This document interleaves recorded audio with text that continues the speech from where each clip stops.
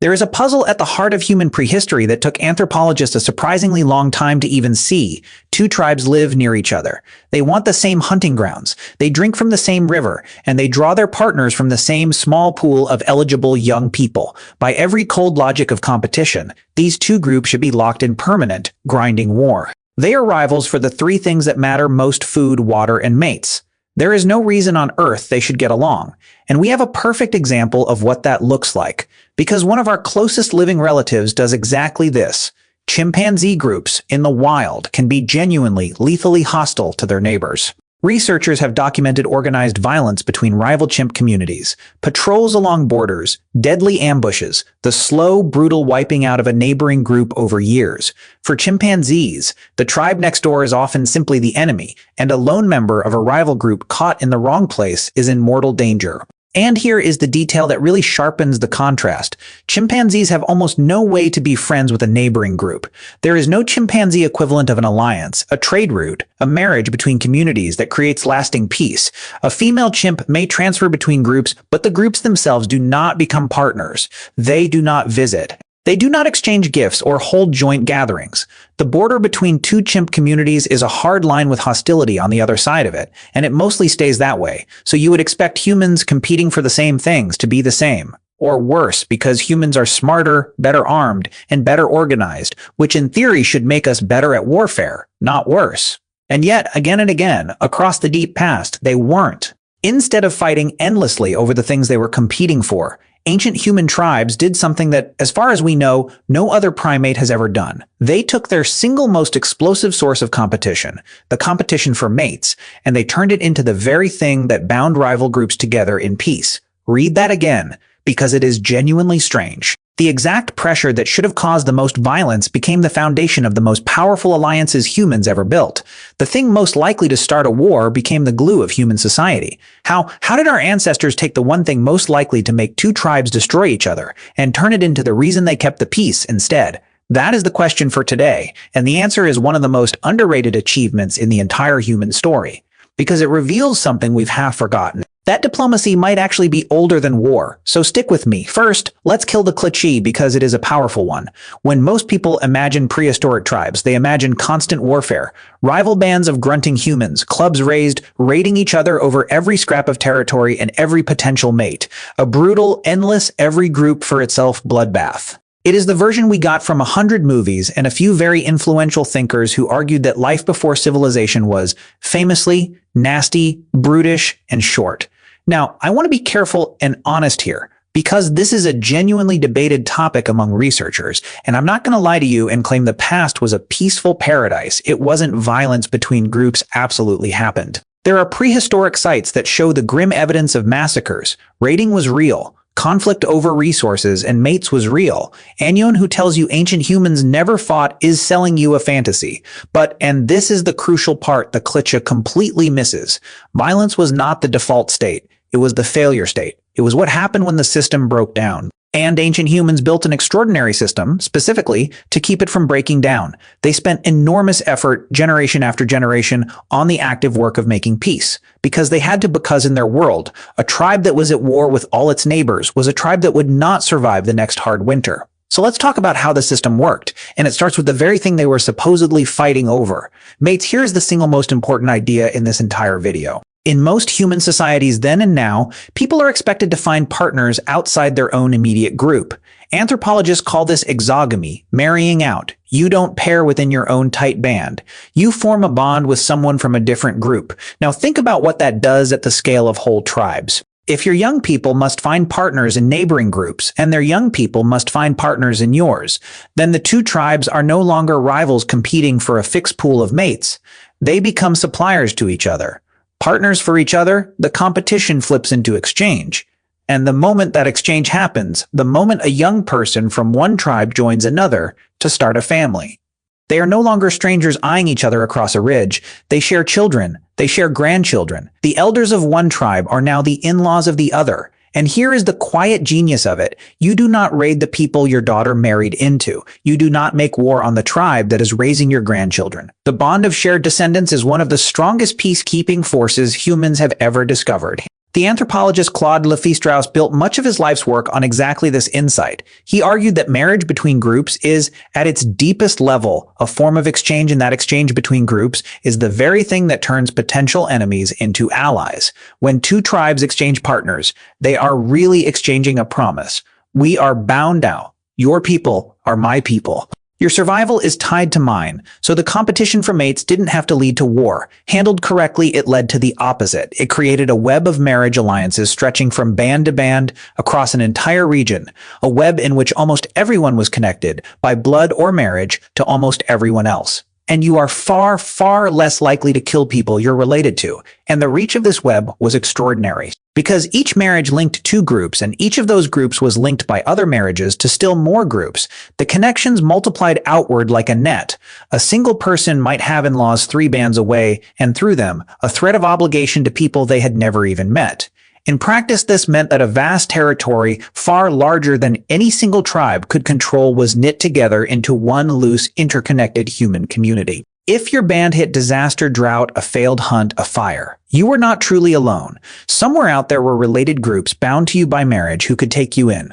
The web of mates was also a web of refuge. Marrying out wasn't just about love or even alliance. It was insurance against the worst the world could do. But marriage alliances were only the first layer. Because a promise needs reinforcement, and ancient humans had a whole second system for that. Gifts, the exchange of gifts between groups, is one of the oldest and most universal human behaviors there is. And it is not really about the objects. A thinker named Marcel Mauss famously studied gift giving across many cultures and noticed something strange. A gift always creates an obligation. When one group gives another group something of value, food, tools, ornaments, rare materials, they are not just being generous. They are opening a relationship. The receiving group is now obligated to give something back later, and that obligation is the point. It means there must be a later. It means the two groups now have an ongoing, peaceful reason to meet again.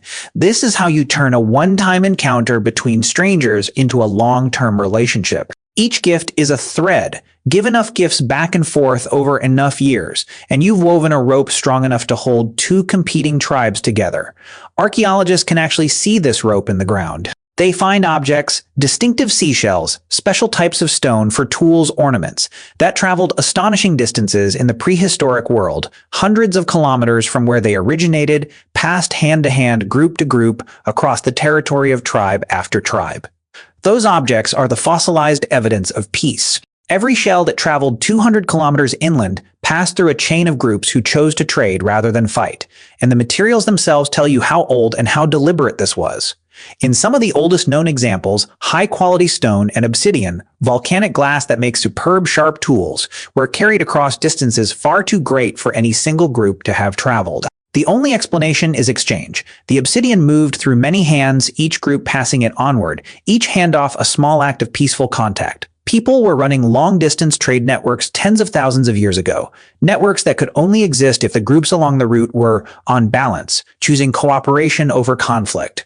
A trade route is a peace treaty you can hold in your hand. There is a subtler genius to gift exchange too. By giving something away, a group was also showing restraint, demonstrating that it had a surplus and was willing to share rather than hoard or seize.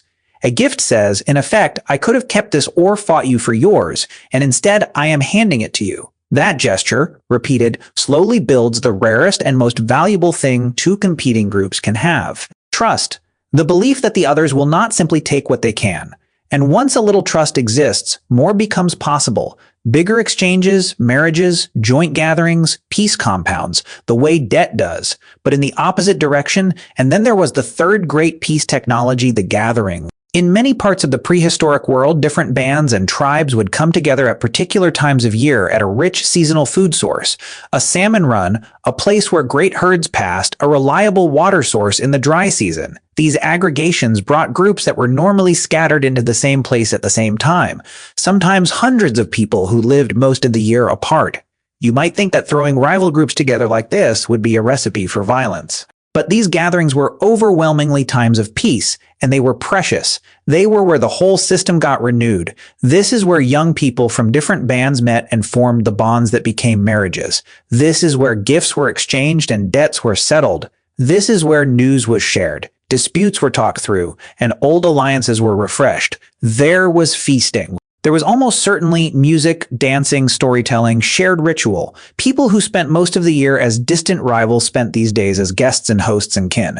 And that word, ritual, matters enormously because shared ceremony is one of the most powerful bonding tools our species has. When two groups sing the same songs, perform the same dances, share the same feast, and take part in the same ceremonies, something happens in the human mind.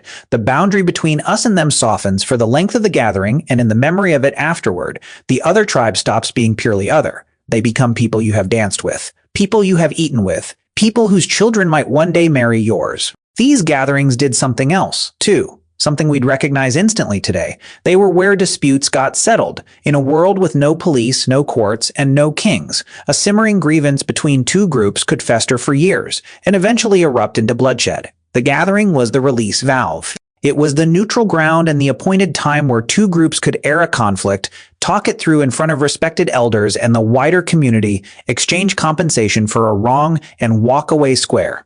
The very act of bringing rivals together in a structured, peaceful setting, surrounded by kin on both sides, made it possible to resolve things with words and goods instead of weapons. Picture it as the prehistoric ancestor of every summit, every negotiation, every courtroom, except it ran on feasting and shared ritual instead of paperwork. Let me show you just how deep this goes, because there is a beautiful example from the ethnographic record. Among some Aboriginal Australian groups, there were vast trade and ceremony networks connecting peoples across enormous distances, networks along which goods, songs, stories, and ceremonies traveled between groups who spoke completely different languages. Meeting for trade and ritual, even between strangers, followed careful protocols designed to establish peaceful intent and shared obligation before anything else happened.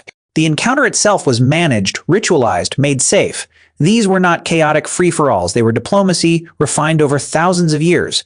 Now, I have to be honest about the other side of this, because the system was not magic, and it did not always hold. Peace between competing tribes was real, but it was never automatic. It took constant work, and it could fail. When a marriage alliance broke down, when a gift was not returned, when an obligation was betrayed, when resources became so scarce that survival itself was at stake, the threads could snap and violence could follow. The very closeness of these groups meant that when conflict did erupt, it was often between peoples who knew each other, who were even related. The peace and the conflict ran through the same channels. And the threat of that violence was, in a strange way, part of what kept the peace working. Every group knew that the tribe across the ridge could fight if pushed too far. That knowledge gave everyone a reason to honor their obligations, return their gifts, and keep their alliances in good repair. Peace wasn't naive. It wasn't built on the assumption that everyone was kind. It was built on something far more durable, the shared understanding that cooperation was simply the better deal for everyone, and that the alternative was a danger to all. In that sense, prehistoric diplomacy was deeply realistic. It didn't pretend rivalry away. It channeled it, turning the energy that could have fueled war into the constant, careful mutual maintenance of peace. There is even reason to think this shaped who we became as a species. The groups that were good at making and keeping alliances had a real survival advantage. They had more trading partners, more refuges in hard times, more people to draw on. Over thousands of generations, that advantage may have selected for the very traits we now think of as deeply human: our instinct for fairness, our discomfort with broken promises, or powerful drive to reciprocate, our genius for cooperation between strangers. We may have been shaped in part by the long work of keeping the peace, but here is the part that I think gets missed, and it is the part that actually matters. The remarkable thing about prehistoric humans is not that they sometimes failed to keep the peace. The remarkable thing is how hard they worked at keeping it and how often they succeeded. They did not treat the rival tribe over the ridge as a simple enemy to be destroyed, the way a chimpanzee troop might. They treated them as a problem to be solved, and they solved it over and over with marriage and gifts and feasts and shared song, rather than with clubs. And here is what nobody tells you. This is the thing I want you to sit with. We tend to think of war as the ancient primitive thing, and peace and diplomacy as the modern civilized achievement, as if our ancestors only knew how to fight, and we recently learned how to negotiate. It is backwards. The machinery of peace, alliance, exchange, reciprocity, hospitality, the binding of rival groups through marriage and gifts and shared ceremony, is not a modern invention. It is one of the oldest human technologies there is. It is tens of thousands of years old, possibly far older. Our ancestors were master diplomats long before they were anything we'd call civilized. Diplomacy wasn't a luxury that came after survival. Diplomacy asterisk was asterisk survival. And that machinery is still running inside you right now, almost completely unnoticed. Every time two families meet at a wedding and carefully, nervously try to get along. That is the ancient alliance system, the joining of two groups through a marriage. Every time you bring a gift to someone's home or feel that you owe someone a favor in return for one, they did you, or can't quite shake the sense that a kindness must be repaid. That is the law of reciprocity, the same obligation that bound prehistoric tribes firing in your own chest. Every holiday feast, every shared meal that brings together people who might otherwise drift apart or clash, that is the gathering, the seasonal aggregation, doing exactly what it has always done. Every peace treaty signed between nations, every trade deal, every diplomatic dinner, all of it runs on principles your ancestors worked out around a fire facing the tribe across the ridge, choosing to trade instead of fight. We did not invent peace, we inherited it. From people who looked at their fiercest rivals, the ones competing for the same food, the same water, the same partners, and decided again and again that the smarter move was to turn those rivals into relatives. So how did ancient humans maintain peace between tribes competing for mates? They did the most human thing imaginable. They took the very competition that should have torn them apart, and they used it to stitch themselves together. They married into their rivals, they gave them gifts, they feasted with them and sang with them and shared their children's futures with them. They built, out of the raw materials of rivalry and need, the single most important thing our species ever made. Not a tool, not a weapon, but a web of trust between strangers. And we are all, every one of us, descended from the peacemakers, because the tribes that only knew how to fight did not last. The ones that learned how to bond did. You come from the diplomats. So here is my question for you, and I really do want to know, the next time you find yourself doing the quiet work of keeping the peace, smoothing things over with difficult relatives, bringing a gift to mend a rift, sitting at a table with people you'd rather avoid for the sake of holding something together, does it change anything to know that you are performing one of the oldest and most important rituals our species has, that this, not war, is the thing humans are truly, deeply built for? Let me know in the comments. I read them, and your answers to questions like this are always the best part. Until then, take care of yourselves and of each other, and I'll see you soon.